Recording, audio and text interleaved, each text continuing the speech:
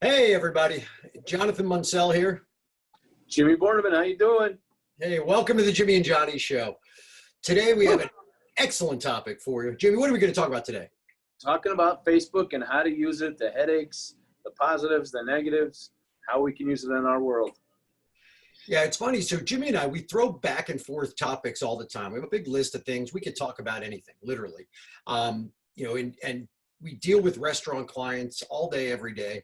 So one of the things that came up recently was we've been doing a lot of work with helping folks with Facebook and Facebook ads specifically. And one of the things that happens inevitably is there's a ton of confusion out there. Would you not agree, Jimmy?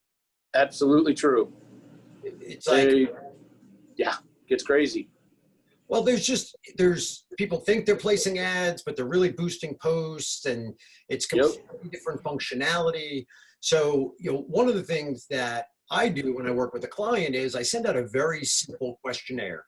It's designed to take them a few minutes. I'm really trying to get some clarity around their business so I can see where they are instead of doing all that on an initial phone call that'll take forever. If they just give me some basic information, it makes it go a little bit quicker. So I wanted to share that list of questions. And I wanted to get your take, Jimmy, and see what you hear from people, what kind of responses, and I wanted to give people what maybe the right answers are.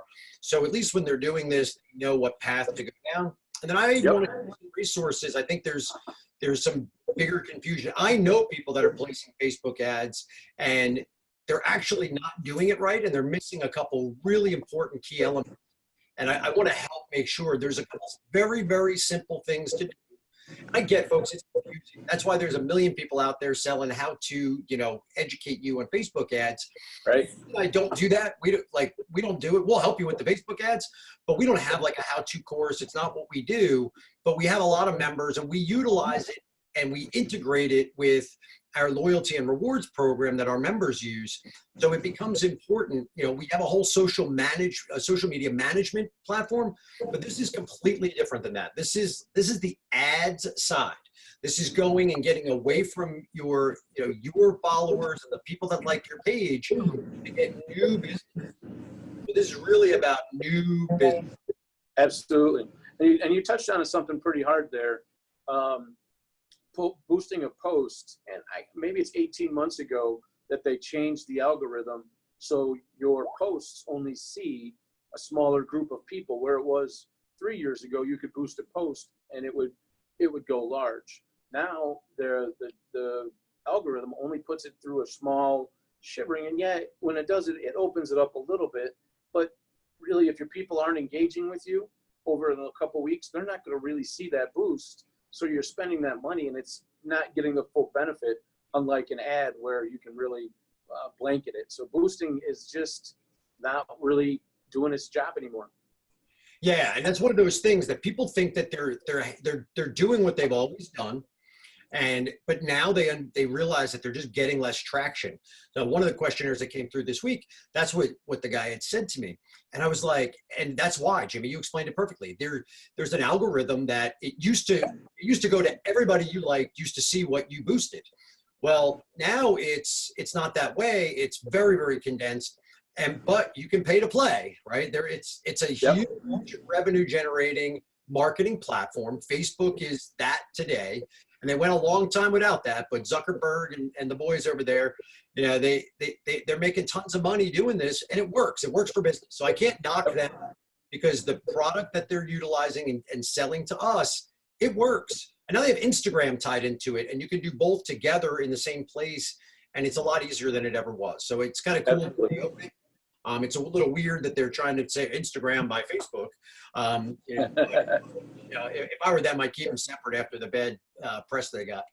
But so let's talk about this questionnaire, Jimmy. It's super simple, and I just want people to understand a few different things. I want to show a couple. I'll share my screen periodically, and I just want to give people just a very basic understanding, because it's not that confusing. You don't need to spend $1 million to get this stuff going, and you can do a lot of it yourself. And I encourage people to at least understand the fundamentals, because you don't want to go and turn over a Facebook or an ad campaign to somebody, and now you're tied to them and you're 100% relying on them to feed you all this. So you need to have a base understanding. So this is the goal of today, is a base understanding for folks that are utilizing Facebook and want to utilize it more, which seems to be the trend. So first day, first grade. First day, first grade. So, so first off, the first thing I ever get from somebody is what page they're actually trying to utilize to advertise their business. So if you don't have it, you should have a business page. And the page for your business is where you can aggregate all of the information. You can have specials. They have lots and lots of options now for kind of your navigation. Think of navigation on a website going this way. Navigation Facebook goes down the side. But there's lots of cool things you can do in there, and you can have little sub communities. If you have a wine club, you can do things in there. So just make sure that you have a really robust Facebook business page that you're utilizing as your platform, not your personal page. So your personal page, it takes 2 seconds, start a new page, use your business page. Correct. And we used to call them back in the day fan pages. Tells you how old I am. But now they, business page. Yep. Yeah. And then the other one that's really big that I think people are not getting is they're utilizing if you've been on Facebook as long as we have, you have a personal account. Well, nowadays you can actually have a business account. And I just want to show everybody real quickly, Jimmy, if you can see my screen. Yes, sir. Okay. So do you see up here where it says business.facebook.com? Yes. Yeah, that's where everybody needs to be operating from. And I just want to show really quickly the difference. So this is one of the accounts that we utilize for helping folks with their ads. And over here, if you look up here in the upper right, there's a little tab thingy, and you can see here is my personal ad account. And I have a personal ad account. I've been doing Facebook ads for ever. But here's the business account. And then Jimmy and I do stuff together, and there's Jimmy's business account, and we're connected as partners. And that's how you should share off. So if somebody's going to help you with your Facebook accounts and your ads, you don't give them your login and tell them to go have at it. The thing you do never, ever, right? I have a thread going with an old buddy of mine, and I know it's a total scam, and they're trying to get me to pay $1,500 to get all this money that's owed to me by the government. And so people get hacked all the time, and I just don't want to see that happen. So don't do that. You don't need to do that. But inside of the business settings here, which is different than your personal, if you go up here, there's some really cool features. So here's where it all happens. This is where the juice happens. And you can go over here to settings, where this little icon up here on the right, you can go to settings. That's where you add a business partner. So if you go to settings and you want to put somebody in there and you want them to be a business partner, it's super easy. It should be the upper left-hand corner. And this is how I figured this out, Jimmy. I was on the phone with one of my clients, and I'm like, tell me what you see. And he was here, right? So this is a personal account. And then I finally got him over to his business account, and in his business account, he was able to actually see what I was talking about. And of course, it doesn't want to play nice with me today, but over here is to add users, and you can see there's some folks in there. But basically, this dashboard is very, very different than the dashboard that exists inside of a regular user account, even if you're placing ads. And then the other big thing, so that's the basic. Make sure you have a business Facebook account. The cool thing about a business Facebook account, it connects very easily to your Google AdWords account. If you're running Google search campaigns, it connects everything much, much, much easier than anything with your personal stuff. The personal stuff takes like 3 different steps to do everything. Once you authenticate with a Google, you can hook into YouTube, and you can hook into ads and AdSense and all these other things very, very easily. That's number one. Make sure you're on a business platform. The other one that I get, and I ask people this all the time, and I want to show the difference. So I ask people if they have a Facebook pixel installed, and people it's like when you say something to your dog and the dog turns its head. It's very much like that. People are like, I don't know. Well, the cool thing is if you have a Facebook pixel installed, then you actually get a little tool. And if you look up here in the upper right, see this little thing here? This little tool right here actually tells me that I have 4 different things going on with a Facebook pixel on this page. It doesn't matter what page I go to. If I go to one of Jimmy's pages, if I go to a client's page, if that thing doesn't light up and it's showing me something, they don't have a Facebook pixel installed. So I can tell in 2 seconds if you have a Facebook pixel installed on your page. Now let's hear about what the Facebook pixel actually is and does. And I'm gonna let the Facebook people explain it. It's a quick little video. Jimmy, just confirm that you can hear it and everything as well on your side. Facebook Pixel is a piece of JavaScript code for your website that lets you measure and optimize, as well as build audiences for your ad campaigns. In this video, we'll help you install the Facebook Pixel on your website so you can start getting the most out of your Facebook ads. If this is your first time creating a Facebook Pixel, open your Ads Manager, click Tools, then click Pixels. Click Create a Pixel. Give your Facebook Pixel a name. Check the box to accept the Facebook Pixel terms, then click Create Pixel. If you have access to your website's code, click Install Pixel Now, and then copy everything in that box. This is called the base code, which you should place in the header section of every page of your website. If someone else works on your website, email the Facebook Pixel code to them to install. Next, check that the Facebook Pixel is working by navigating to a page on your website. Use the Facebook Pixel helper to see if it's loading correctly. And that's it. Your Facebook Pixel base code is now set, and you're ready to add standard events or custom conversions to specific pages of your website. Learn more at facebook.com/help. Okay. So they explain it pretty well. The funny thing is, Jimmy, that's a video that I pulled off of Facebook very, very recently. And the funny thing is it's not correct. So like I said, you'll be on the business account, you'll click on settings. Right here in the middle of the page is your actual pixel, and you can manage it. And you can manage these custom conversions and stuff like they talked about. So that's the easiest thing to do. The header code is part of your website. Another way you can check your website is if you actually go on a page of your website and you right click on it, you can actually go and you can do this view page source. And in my world, I do this sometimes to double check different things, but I just go Control F, I hit Facebook, and it shows me that there's a couple different versions of Facebook things that are happening on my page. And ultimately I get, and this is where it is right here. That is the script that shows me if somebody has Facebook installed. So if you don't have the helper, you can go and look at your source code if you're not sure about what you have. So that's a little bit of an overview about Facebook and the Pixel. If you want to go check that out, that video actually lives on one of our sites. It's restaurantvipprogram.com/pixel. So that was my big screen share today, Jimmy. Did you like it? I think I lost you on audio a little bit. Oh, you're muted on my side. Let me unmute you. There we go. Sorry about that. That's all right. Yeah, we're working on some audio stuff. Yeah. So that's the Facebook Pixel. It's super important. And the thing that happens, and this is the cool thing about it, is if somebody goes to your website and they're a Facebook user, it actually connects them back to your Facebook account. So think about that for a second. You know, we used to have this thing where you'd have to like get them to fill out a form and try to capture them in some way, shape, or form. Nowadays, if they brush across your website and they click and they go to the website, number one, they're now connected as an audience to you.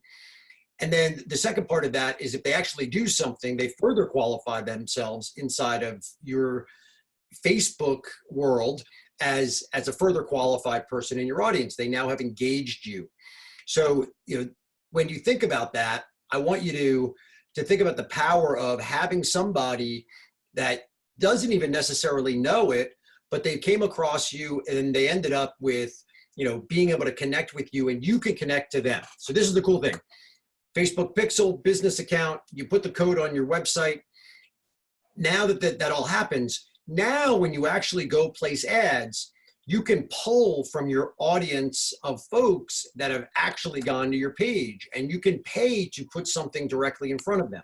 So think of the power is if you're able to put everybody you know and everybody that comes to your business and at least brush them by your page, they get pixeled, and now they're in like an audience that you can market to directly with paid advertising on Facebook, as opposed to doing this boost post thing that goes to nobody. So it's really, really important. The other fundamental thing that you can do once you establish this audience, Jimmy, I'm going to let you have this one. Here's the layup, my setup for you. What can they do if they already have an audience? Oh, they can retarget that audience. That's one. Yeah. And what's the second one you want? They can make a lookalike audience. Oh, there you go. What's one of the fundamentals that we teach? We teach you to understand who your best customers are and then go find more people just like that. It sounds like Facebook's got this stuff figured out for us, doesn't it? A little bit. And you know what you can do? Is if you actually have the information like we do inside of a loyalty and rewards program, we can take your entire list of email addresses and load it into your Facebook account. And from that, we then can create a lookalike audience. Absolutely true. If you wanted to take your top 20% of your people, say you got, you have 5,000 people on your list, and we're going to take the top 20% of those, and we're going to grab 1,000 of them and put them over there, man, you can make a beautiful lookalike list inside of Facebook. And then what can you do with that, Jimmy? Jimmy, what would you do with Facebook as a restaurant owner? Like, oh my gosh, man. Who am I going to advertise to? How am I going to market to them? I have a restaurant. I'm not selling a product. Why would I do that? So true. So true. The thing I like to do is figure out where I'm located on the map, and I'll put a pin in it, and I can put a 30-mile radius, a 5-mile radius, it's whatever I want to find out where I want these people to come from. Back to our rewards program, when we look at our people, that 1,000 people, we'll look at them on the map, see where they live. And not only do I want lookalikes, but I want to try to be in that same neighborhood that they're at. So I can place an ad right into that same zone, if you will, about the restaurant, about an event, about anything that I want. And then I can even go deeper. This is where I get all excited. I can go find out, do they own their home? Do they rent their home? Do they have an income? Do they have a high income? Are they just back from vacation? Do they have kids? I mean, there's just so much I can drill down into to make my audience narrow. You don't want to get too narrow. Don't get me wrong. And Facebook doesn't like that either. But you can narrow it in on really your prime customer and place that ad right in front of them. And the beauty part, John, because you put the pixel on the site, when they click it and you go back to your site, we retarget them, and they see another ad when they go, oh, that's right, I forgot about this place, because it's always showing up in their face like that. So you're just repeating and reminding and reminding and repeating. I don't know how else to say it. It's kind of badass, dude. It's just kind of badass. Oh, it's super badass. And if you think about it, we've all been victim of it. And you wonder how they do that. How does that thing keep coming at me? How do I check something and now I go over to YouTube, and all of a sudden the ads on YouTube are so specific to me, where before they used to be really general. Yep. They're using the same technology, and you can put things in different places. And once you have audiences, you can build upon them. So just remember, hugely foundational is the pixel and being able to build your audiences. My daughter yesterday goes, Dad, why is Amazon stalking me? Like, spending your money on Amazon. But it's that same pixel just showing up going, you want this, showing up in her Instagram feed and showing up in her Facebook feed. It's just crazy. It's just beautiful, actually. Yeah, from a marketing perspective, it's brilliant. It's a little creepy from like a consumer perspective. I will admit that. It's a little creepy. So the next big question I have you placed ads before? And I always want to see whatever ads they might have placed. And the response I get 9 times out of 10 is, I've done some stuff with it. I boosted some posts. And then I started asking questions about, how do you get to new customers, right? So, restaurants, how do you get to new customers? And some people are doing Valpak and Money Mailer and the Clipper and all these kind of like bargain basement-y type ways, when the reality is that with the targets and stuff that you can do in Facebook, it makes more sense dollar for dollar to do it. So let's talk about a couple ways that we can get prospects to find us on Facebook.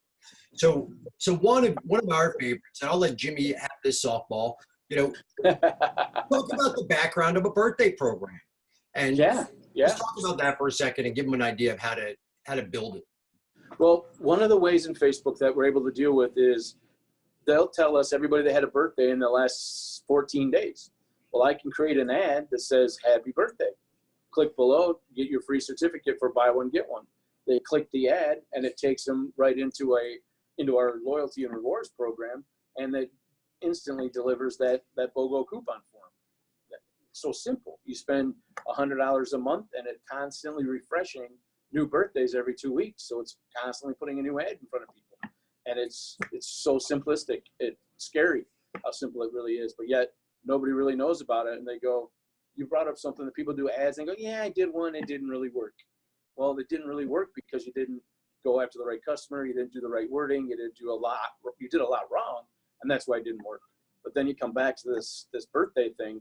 Whew, mind blowing how easy it is. Yeah. So you can do it up in geography. So if you know, and Jimmy and I know where people are coming from that come to your restaurant, right? So we're able to see that information inside of our loyalty and rewards program. We can map it for you. And then we can emulate that map, because again, people aren't going to come from, all the way across town. They might, but are they really going to be your regulars? And are they going to be people that come all the time? Probably not. They might come for a deal. I don't necessarily want them. I want those people that are in the neighborhood, 5 miles, 8 miles away, that I know can easily get to me. And the thing to do is, like Jimmy said, it's a simple ad, and it's based off of their birthday. And then the beauty of it is, even if they don't take you up on it, when they click that sucker, they now are in your audience. So, Amen. So that's one. Another one is new mover. If people mark off in Facebook that they've recently moved, you can pull that information. So just remember, there's a couple very simple campaigns that you can do, and we just build a really simple funnel for it. So we have, we utilize the loyalty and rewards program that actually does the name capture, and we actually utilize that to deliver the certificate. Think about it. Every 7 to 14 days, this audience is shifting. You don't have to do anything. This thing gets built. You just got to make sure you got a little bit of money in there so the ad spend doesn't go away, and then you just watch them come into the restaurant. And I'm telling you, once, and this is new customers. Once you get them in, because the thing you're not going to do is we're going to take your existing list and we're going to put it in Facebook. They're not going to get the ad. That's really important that you know that. When we put your list in, they know those people don't get this ad. They get your regular birthday program, which is fine. Yep. And that's new people, and that's a way to get new customers. So that's one of the best ways that I can think about people find us and learn about us is forget the whole, they're going to discover us miraculously. Let's go to them. Yep. And anytime there's a new mover, Jonathan, I just want to kind of point out, they got to get a new dry cleaner. They got to get a new coffee shop. They got to get a new favorite restaurant. They got to get a place to have a beer after work. So they're constantly looking for it and asking people at work, where can I go to get the best wings in town? Well, it answers that question right there for them. And you just mentioned something about keeping money in the account. Guys, we're talking $5 a day kind of a thing. Yep. Not much, and we all go out to coffee and piss away the $5. But really, all we're talking about is $3, $5 a day on this ad campaign. And it'll just constantly churn and churn and churn. And it'll just be trackable, and you'll see clicks, and you'll see coupons coming in, and you'll call up Jimmy and Johnny and go, you guys are badasses. Yeah, it's huge. So another question I always talk about is, is sources to bring in high value customers.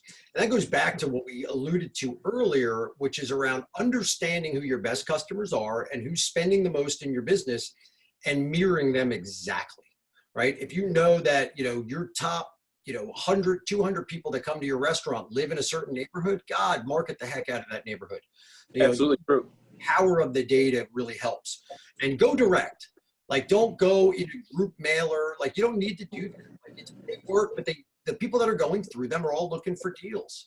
And they're going to come to your place, but then next month they're going to get that pack and they're going to do it again. Go direct to folks. You can mail to them directly a very compelling letter, and it's different. There's different. You got to make sure that the message matches the marketing that you're doing. So new folks need a little bit more information. They need a little bit more pushing, and you got to convince them a little more. We have a patented formula for that actually outlines it. But that it's not difficult. Go direct. For pennies, for less than $1 a household, I can put a postcard in their hands. I can put a letter in their hands and get them to come to my business. So it's really huge. That's a monster. Can I stop you there for a second? Sure, but yeah. Our rewards program tracks the top frequency, people that come in frequently, and it tracks the top spenders. You'll be able to export out the people Jonathan talked about into a sheet, and we can place it on a map. So Jonathan was talking about how to find them. When you utilize the loyalty and the rewards and put it together, export it out, and then massage it. And then you can make an educated, quantifiable, great decision where to spend your money. It's all because you took the time to do something in the beginning. Now you got the output. Now you've got the asset. Now you can go spend a little bit of dollars. And, you know, for every dollar we spend, Jonathan, how much we get back? On average, I mean, it fluctuates. The best I've seen is $38. And I have a couple places that are averaging that. Every dollar they spend on the program, they get $38 back. And it usually ranges somewhere between $24 and $32. So every dollar you're getting that kind of money back. It's a no-brainer. So the other question I get, you know, I ask, and for you and I, it's a no-brainer, and I'm not even going to get into it really, but it's really about, you know, what do you do to retain and get your customers to come back? You know, go look. You know, I've done a previous podcast about how restaurant owners suck at repeat guests, and it explains all of that in there. There's a bunch of advanced strategies. I'm going to skip that one for now and get into a topic we don't talk about too often.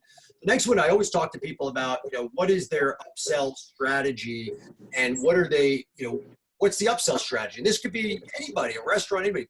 What's your upsell strategy? So people, you know, we have clients, and they're all different shapes and sizes. There's some small mom and pops. We have coffee shops. We have burger joints. We have cheesesteak places. We have fine dining restaurants, steakhouses. The offer that you put out there is important, because whatever offer we put out there, we also want to back that up with upsell strategies. So I don't like to put out full package meals and sell them, because it eliminates all of my opportunity to upsell. So the only way that I do that is if I can run a really phenomenal cost on the full package. So that's Makes sense. You know, so I don't want, like, if you throw in salad, if your meal traditionally has, you know, salad, entree, dessert, well, that's really tough. Like, whatever you put out there, but nobody says that you have to continually do that with the way that you put a package together or an offer. Maybe this offer is just around the entree and you're going to charge extra for those things. I don't know. There's ways to do it. But the other upsell stuff that I encourage people to do is you always should be featuring something. And the upsell strategy is around education of your servers. They need to be upselling, and they need to know how to do it every single time that they run into the opportunity. So if somebody orders an entree and they don't order an appetizer, they need to suggest appetizers. They need to suggest a salad. If somebody orders, you know, a nice meal, suggesting wine to pair with that. You know, they should be talking about dessert before they ever get to dessert.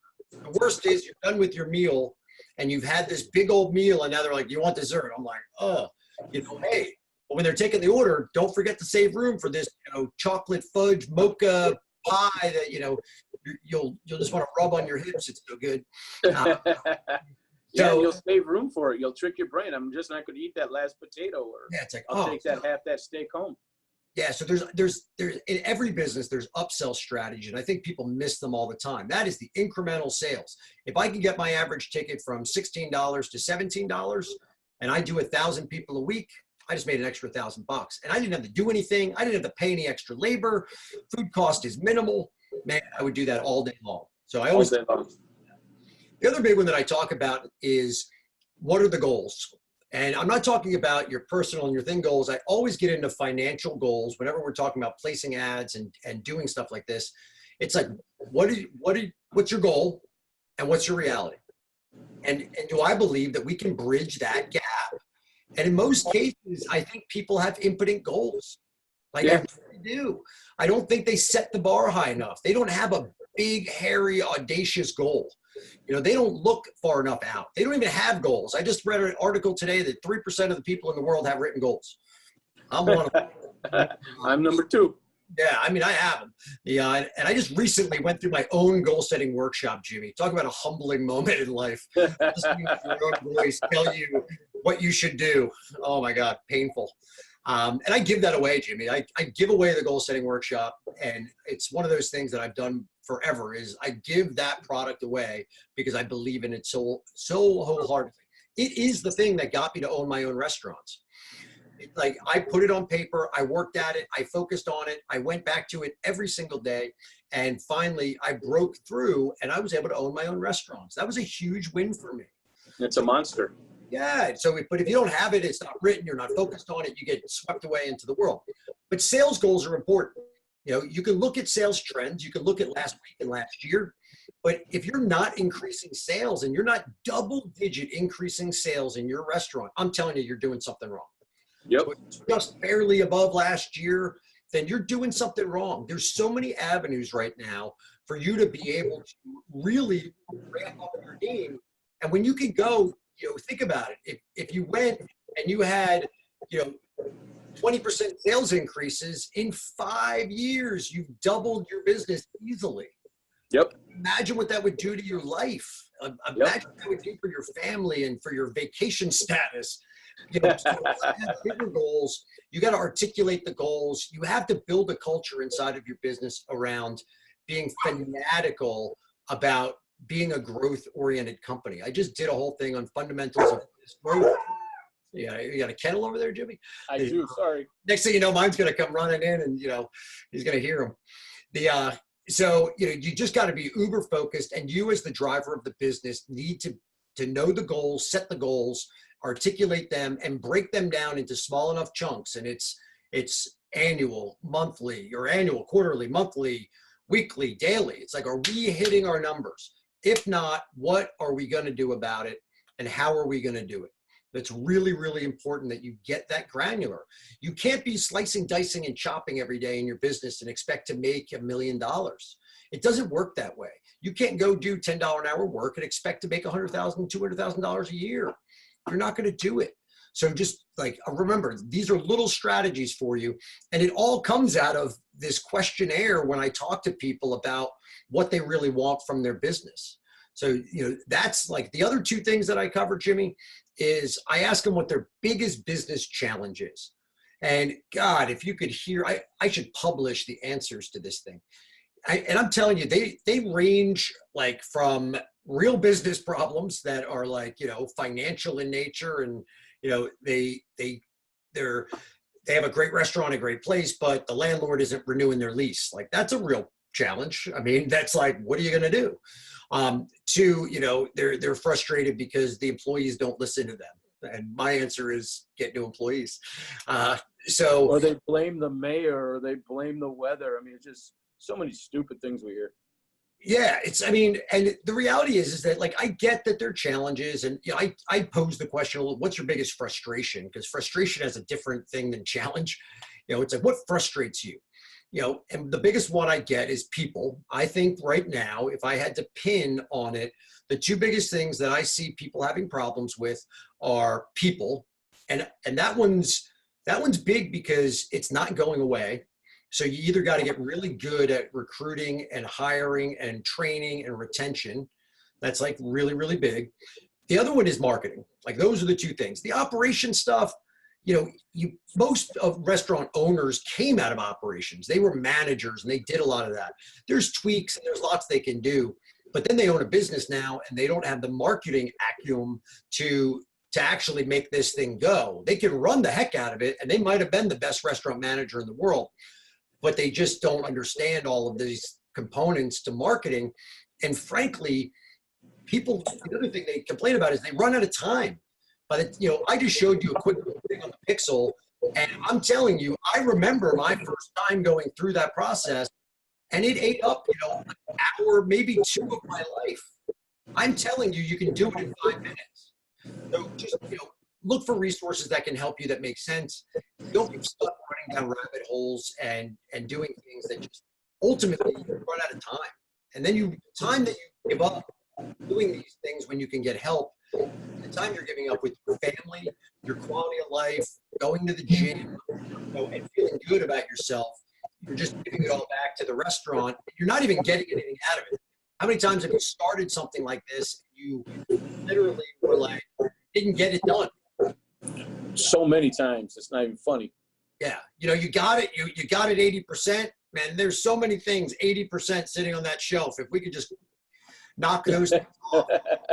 I'm telling you, coaching, Jimmy, coaching with the folks that I coach, we got a lot of those. We got a lot of folks that when they come to me, I'm not necessarily teaching people anything new or that they haven't heard about.